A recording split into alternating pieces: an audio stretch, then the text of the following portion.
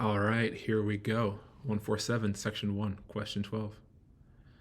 A popular book argues that people who are successful in business have, without exception, benefited from a lot of luck on their way to success. So this book says that anyone who's been successful in business has had luck. Successful people are lucky.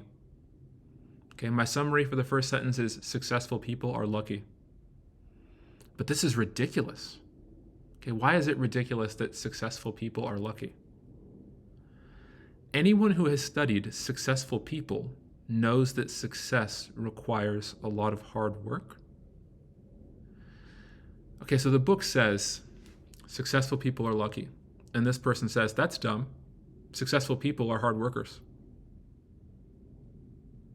Okay. Why can't they be lucky and hard workers? Why not both?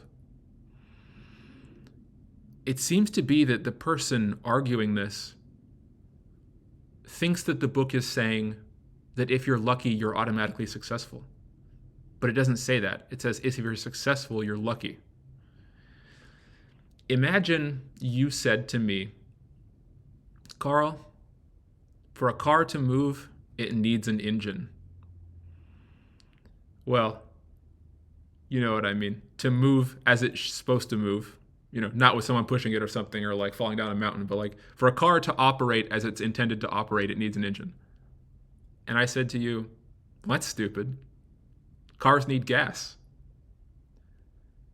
What I'm obviously making the mistake of here is thinking that because it needs an engine, that's all it needs. The book is saying that the luck is necessary. It doesn't say it's sufficient. In the same way, if you told me an engine or a car needs an engine to move, that's necessary, but it's not sufficient. So if I assumed that you meant it was sufficient, I would reply with something dumb like, but it also needs tires, and it also needs gas, and it also needs a transmission. And yes, that's true, but that doesn't contradict what you said about it also needing an engine. 15. The argument commits which one of the following errors of reasoning? It confuses necessary for sufficient. The answer is going to say it confuses necessary for sufficient. A. It mistakes a claim that something is required for a purpose for the claim that it is sufficient for that purpose. Yes, this says it confuses necessary for sufficient. Another way of saying necessary is required. It confuses what is required for what would prove it to be the case. Just because we need luck does not prove that luck by itself will automatically cause the success. So A is our answer here. B, it accepts a view as authoritative without establishing the authority. Since when did it say that they're correct because they have an authority? It never said that. C, it takes for granted in a premise what it is trying to prove in its conclusion. This is saying that it's circular, and it's not circular. It doesn't do this. D, it treats an effect of something as the cause of that thing. Okay, it doesn't do this. We know what it does. It confuses necessary for sufficient. Treats an effect of something as the cause of that thing. I don't know. This would be like if I said that the car being smashed caused the car to veer off course, when really the car veered off course and that's why it smashed. I guess that would be an example of someone who did that. Or if I said someone got cancer because they died, instead of they died because they have cancer, they messed up the cause and effect. I don't know what that would look like exactly off the top of my head, but that's not what this did. It confused necessary for sufficient. E, it attacks the source of the argument. No, it never attacked the source of the argument. It's already wrong. It attacks the source of the argument rather than attacking the substance of the argument. No, it never attacks the source. The argument never says, this is ridiculous because you're dumb. Or this is ridiculous because what do you know about success? Or this is ridiculous because your business went out of business. That would be attacking the source, and it doesn't do that. It confuses a statement that was necessary for something that was sufficient. I think what may be hard about this one here is you have to imagine why this person would respond that way. Why is this person saying it's ridiculous? And then you have to imagine, what must this person be thinking? What is the mistake that they must have made?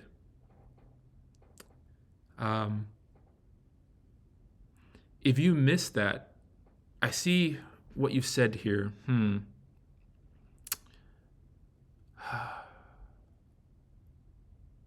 When I did my mapping, it didn't necessarily show a flaw.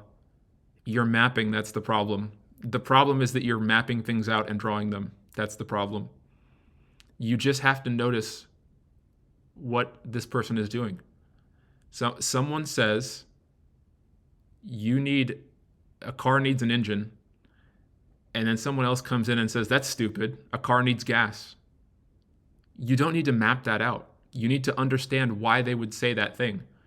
I think when you learn these mapping strategies and things, you start using it as a default. Like, you're not using your brain.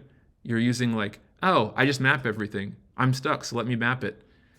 And the problem is, it just leads you astray here. You just need to look at it and ask yourself, why would it be ridiculous that being successful requires luck? And then they just add, well, being successful requires hard work. Well, why would you assume that it didn't require hard work? Right? All right. You say it's bringing in new information on what is required for a successful business. It is. But the question is, why is it ridiculous? Why would they say it's ridiculous?